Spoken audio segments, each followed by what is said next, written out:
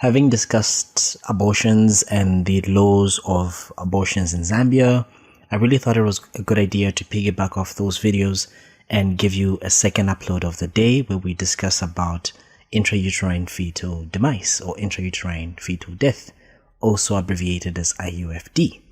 Grab your piece of paper and pen and let's go.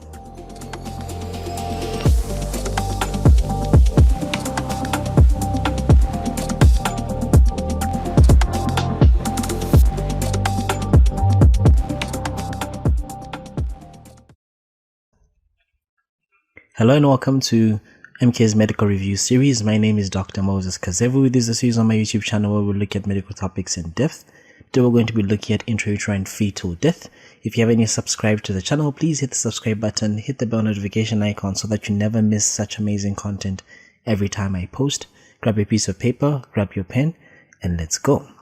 So remember that when you're talking about fetal death or fetal demise or intrauterine fetal demise, this is just simply death of a fetus that's going to be occurring past the age of viability. Remember, the age of viability varies according to different countries.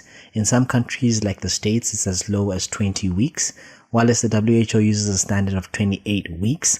But here, according to our UTH obstetrics protocol, we are going to be using a benchmark of 24 weeks. So it's fetal death beyond 24 weeks within the uterus. So remember that this is going to be encompassing all the deaths that are going to be weighing more than 500 grams, because anything less than 500 grams is going to be considered as a miscarriage or an abortion. And these deaths can actually occur during pregnancy. We refer to this as antepartum.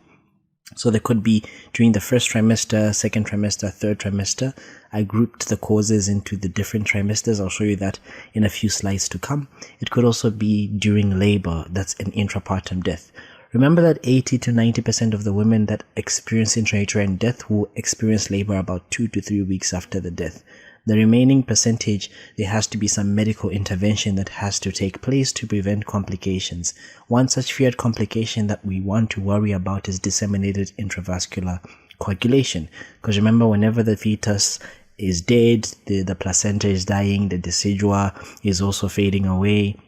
You're releasing a lot of that tissue thromboplastin, which can actually flood into the maternal system and can actually kickstart this coagulative process all over the mother's body, what we refer to as disseminated intravascular coagulation.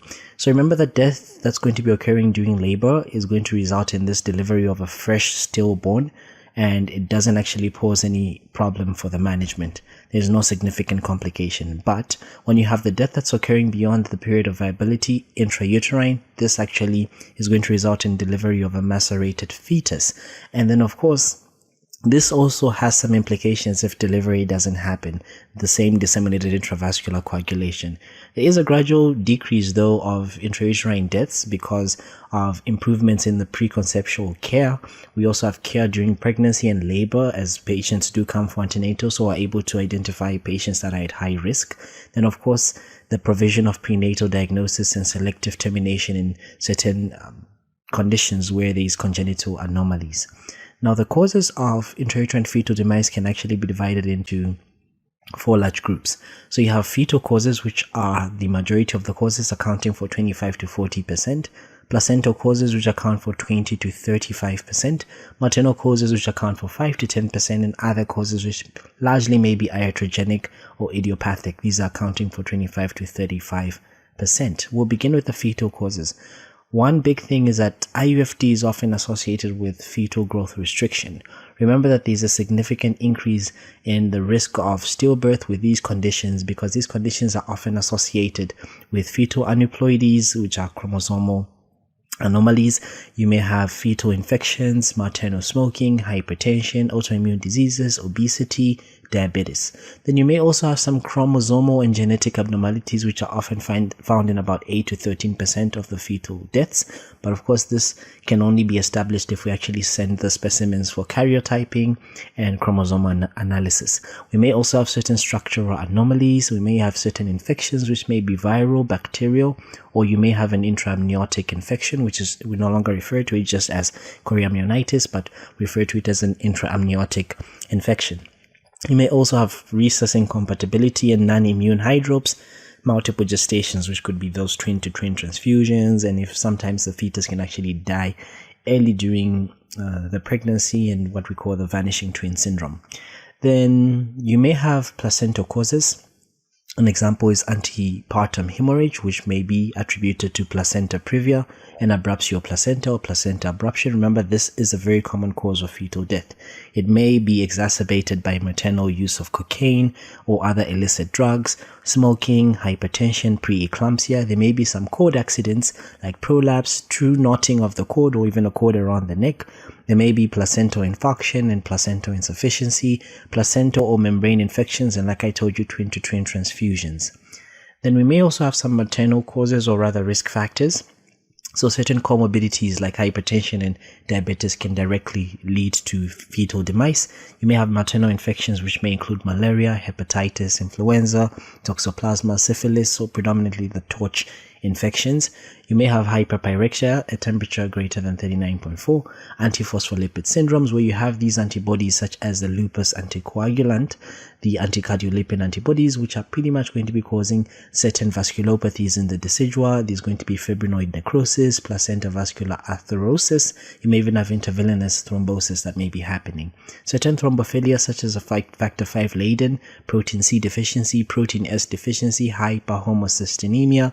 These mechanisms are very similar to the antiphospholipid syndrome. You may also have abnormal labor where it may be prolonged, obstructed, or they may have incurred a uterine rupture. In postterm pregnancies, SLE, nulliparity, advanced maternal age, obesity, drugs, alcohol, smoking, and in non-Hispanic black race. Other causes may again be iatrogenic, caused by the physician. So, for example, in external cephalic version or certain drugs, quinine is a very important drug, especially if it's administered beyond the therapeutic doses that are allocated for pregnancy. Then in most of the cases, it may be idiopathic, like in our setting here where we don't thoroughly investigate the patients. It may actually be idiopathic where you don't really know the cause, despite you actually even thoroughly investigating the patient or even having a thorough clinical examination. So the causes may be based on the different trimesters. Remember, there are 3 trimesters in pregnancy. The first trimester, which is week 1 to 13, second trimester, which is week 14 to 27, and the third trimester, which is beyond 28 weeks to term, which is about 37 completed weeks. Then you have the ones which are non-time specific. So things like trauma, which can happen at any trimester, can cause intrauterine fetal demise.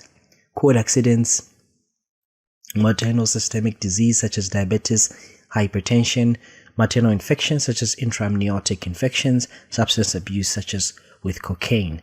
Then of course in the first trimester you want to deal more or less with factors that are supporting pregnancy. So it could be the pregnancy itself where there are chromosomal abnormalities. It could be defects of the uterus, such as Mullerian defects where someone has a biconjugate uterus.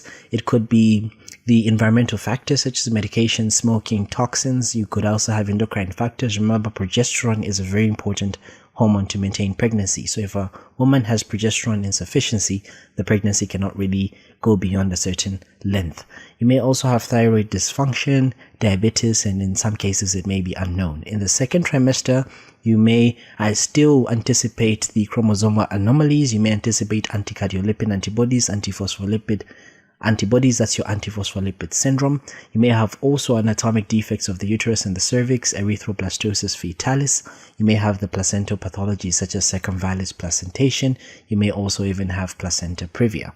In the third trimester, you may also still have the anticardiolipin antibodies, the placental pathologies such as circumvallate placenta, our placenta previa, and our abruption placenta, and certain infections such as toxoplasmosis, cytomegalovirus, and parvovirus infections. Now, how do we make a diagnosis?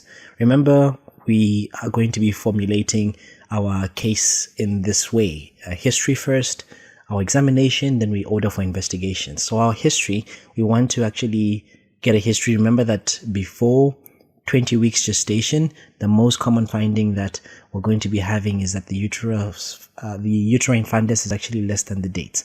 So most of this is actually happening late. Some of these deaths are happening late in the trimester. So the ones that are happening late in pregnancy, they may have absent fetal movement. So the mother will come in and the first sign will be like, I'm not feeling the child move any longer. Then when you examine this woman, you may see that there's a retrogression of the signs of pregnancy. For example, the breast changes that occur during pregnancy, those will not be there. There's also gradual reduction or regression in the fundal height of the uterus. It may be less than expected, and there may be diminished uterine tone. The uterine actually feels flaccid. You may not even have these Braxton Hicks contractions that are not even easily felt, which are these practice contractions that a woman actually goes through or experiences during the pregnancy. Then there will be absent fetal movements when you palpate them. You will have these absent fetal tones on the Doppler. This is better for you to use the Doppler. You may not even be able to auscultate them on the fetoscope. When you connect your cardiotocography, you may have a flat tracing. And of course, as the pregnancy is later on, or a later feature of this is that you may get this eggshell crackling feeling when you're actually palpating the head of the fetus. Then what investigations would we do in the interim? So we want to order for a real-time ultrasound. This is actually the diagnostic investigation of choice. So you want to actually examine this fetus for a 10-minute period with careful observation. If you do not see any absent, or you do not see actually any fetal heart movements or any movements of any sort, especially cardiac movements, then of course it's safe to say that this fetus has actually passed on. There will also be oligohydramnios and collapsed cranial bones. When we do an erect ultrasound, which we rarely do, an erect abdominal ultrasound, you may see certain features. So you may see what is known as the Spaulding sign, where you get this irregular overlapping of these cranial bones. Why do we have this? Remember, when the fetus dies, there's liquefaction that happens of the brain matter, the softening of the ligaments, and of course these supporting things that support the skull are no longer there. So the sutures actually, or the cranial bones actually tend to overlap each other. This usually happens about 7 days after birth. Then you may also have hyperflexion of the spine. I'll show you a picture in the next slide, which is much more common. You get this hyperextension of the neck, which is seen. You may sometimes get crowding of the ribs with loss of normal parallelism. The ribs are no longer parallel to each other. You may sometimes get a gas shadow in the heart chambers, which is known as the Roberts sign, and in the great vessels. So this may be as early as 12 hours, but it's very difficult to see on the x-ray. Then you want to do your blood levels of fibrinogen and your levels of your partial thromboblast in time, especially for the fetus that has remained more than 2 weeks. Because if your levels of fibrinogen are falling, this is an indication that you have to deliver this fetus, or you have to deliver this woman, because there's a risk of them getting into DIC. So here's an ultrasound of the overlapping skull bones. As you can see, this is a late feature of intrauterine fetal demise. On this one here, we have an x-ray, which is going to be showing, of course, you can see the single fetus over there. You can see this hyperextension of the, or hyperflexion rather, of the spine. And of course, even the skull bones are overlapped to some extent. And this is what we refer to as the Spaulding sign. So these are all features that we see on abdominal ultrasound or an obstetric ultrasound, and these are features that we do see on the erect abdominal x-ray. The other things that we're going to do is we evaluate this person. So most of the times the radiological investigations are the definitive ones, or the ones that are going to help you make a diagnosis. You may also want to order for blood investigations. So you want to do a full blood count to exclude any infections or any thrombocytopenias, because there's a risk of DIC. Cross-match this patient and the RH grouping. Remember, if they are rhesus negative, make sure that you give them some anti-D antibodies. Coagulation studies, you want to get your urea, electrolytes, and creatinine. Viral serology, your hepatitis surface antigen, and your HIV. Do also your syphilis, your RPR or your VDRL. Then of course your postprandial sugars or your random blood sugars, your HbA1c if they are diabetic. A Cluha-Beticate test is where we actually get the mother's blood and we actually look at it on the microscope, and then we count the number of fetal red blood cells that we can actually isolate on that slide, and we actually express it as a percentage. You can actually do that. Then the thyroid profile, your TSH, T3 and T4, your lupus anticoagulant, as well as your anticardiolipin antibodies. You can do a urine examination and urinalysis, as well as a urine microscopy, where you're going to be seeing your cast and pus cells. Then of course there is thorough examination of the infant and the placenta, which must be done. So for the infant, for any malformations, you can get some skeletal x-rays, examine the umbilical cord to check if there's any entanglements in the number of vessels that are present. Remember that they are going to be your two arteries and a vein. Then of course the placenta, if it's meconium stained, any malformations, record the respective weight of the fetus, the respective weight of the placental tissues. An autopsy and chromosomal studies are going to be done on the fetus. In our setting, we don't do them in all the stillbirths that we have, but this is indicated if the person actually has a recurrent history of stillbirths or one of the parents actually is a carrier for a balanced translocation. So we can actually get the fetal skin, the blood, which is done for aneuploidy and single gene disorder studies, and then cytogenetic study tissues must be containing some viable cells. So this is a very difficult thing to do. Now, how do we manage this? Remember that someone has lost a child. So the first and foremost thing that you actually have to get used to is breaking the bad news to the mother, breaking the bad news to the family, because this is a very, very difficult thing to do. And trust me, you really never get used to it. So the biggest concern that every person has when they're breaking bad news is that you're often going to be blamed, or you have that fear of being blamed for this outcome, that fear of being blamed, or sometimes they may even threaten to sue you, or they have these medical legal problems that may be coming on. But you have to listen to the patient, you have to listen to the family members, and you should answer all their concerns. And of course, this needs skill, it needs abilities, and it needs a lot of practice. You can never get used to it. Then the patient actually must be encouraged to actually go for counseling because of this emotional stress that this diagnosis actually carries. And of course, the length of time between the diagnosis and delivery may not be instant. So you should provide some bereavement counseling. You should counsel regardless of the age, regardless of the parity, counsel them regarding the risk of the recurrency, counsel them depending on the cause that you have established. If you haven't established a cause, you should make it clear to them that this can happen in the next pregnancy. There is a percentage of this happening in the next pregnancy. Then ensure the privacy to some extent as much as possible.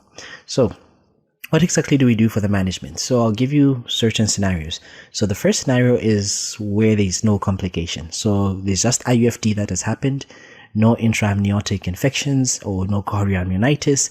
There is no preeclampsia. So in this case, we can actually have an expectant type of management or a conservative type of management. So we can allow them up to about 3 weeks for spontaneous labor to occur, because you do not want to take a woman to theater, give her a scar for a child that's not even there, or for a child that's dead.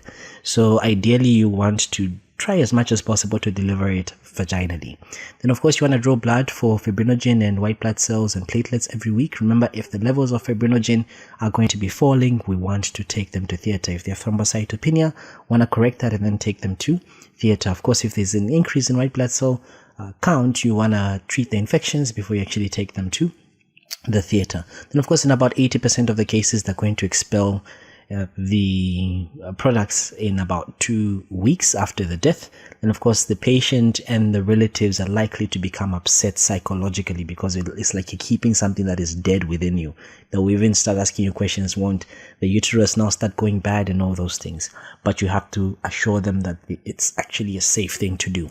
Now, there are reasons for action in early delivery where we do not want to wait for this up to this 3 weeks of spontaneous labor to occur. For example, if there's a reliable and early diagnosis that's made with a real-time ultrasound and the patient is actually willing to go through the induction, they can actually go through. If the prostaglandins are available for effective induction, I think most hospitals do have these, they can go through. Complications could be avoided, you can go through that. Then psychological upset of the patient is a very common reason why we just tend to induce them.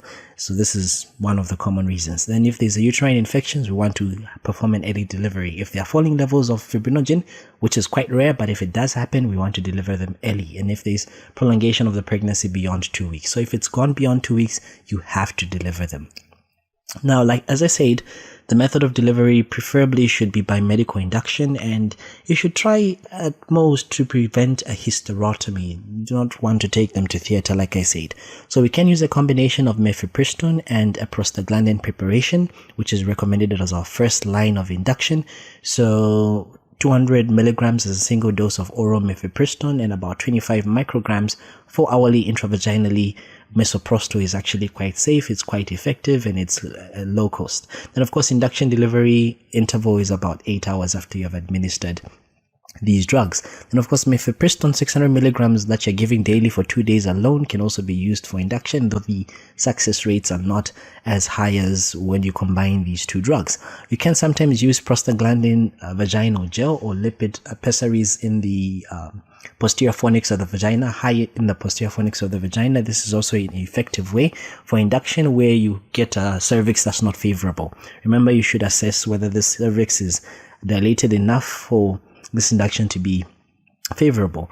And then, of course, if it's unfavorable, ripen the cervix with your prostaglandin vaginal gel.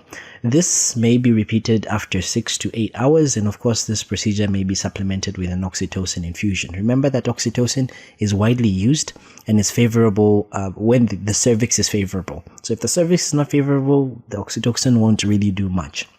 And then what we're going to do is that we're going to give 5 to 10 units of oxytocin and 500 mils of Ringer's lactate, and we give this IV. So if you give the first dose and it has actually failed, you can actually escalate the dose of oxytocin in the next day. So you can actually start it at 20 international units and 500 mils of Ringer's lactate and to run at 30 drops per minute. That's 80 milli international units per minute. And remember that oxytocin infusion may actually be used as a supplementary therapy to the vaginal prostaglandins that we're using. And one should exclude the possibility of any secondary abdominal pregnancy if repeated attempts actually have failed to actually start labor. In some cases, we may perform dilatation and evacuation. That's if the fetal death actually happens in the second trimester. So remember that D and E has decreased maternal mortality compared to the use of these prostaglandin E2 induced labor, but there is a significant risk of uterine perforation when you do the dilatation and evacuation, especially if it's done with someone who is not really experienced and someone who's rather aggressive. Then labor induction, if the fetal death actually occurs in the third trimester, we can actually induce labor with vaginal misoprostol. It's actually quite safe.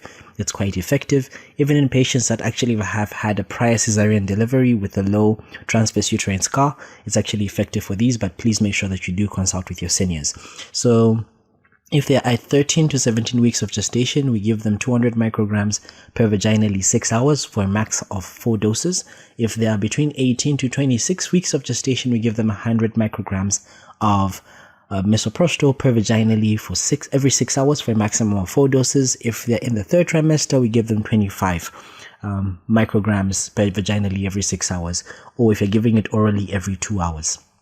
If this patient has had one prior low transverse C-section delivery and they're within the second trimester, then we use the half the dose. So that's ideally, instead of using the 100 micrograms, or using the 50 micrograms. If they've had a previous C-section with a low transverse delivery and they're in the third trimester, then we do not want to give them misoprostol. We want to consider the Foley's bulb induction followed by low dose oxytocin with close monitoring of the patient, because they may need to go to theater again. If there's a prior classical C-section delivery, for example, the incision is made on the fundus of the uterus or anywhere else instead of the lower segment, then you should discuss them. There is a high risk, or a much more significant risk as compared to the other patients, of uterine rupture. So you should actually do a repeat cesarean section. If they've had a previous C-section, 2 or more, if they have placenta previa major, or if they have the transverse lie, all these are indications of C-section. Remember that if the augmentation of the labor happens, then we manage them just like we manage any person who's having a live birth. Then of course every attempt should be done to avoid hysterotomy. Like I said, provide them with enough adequate analgesia.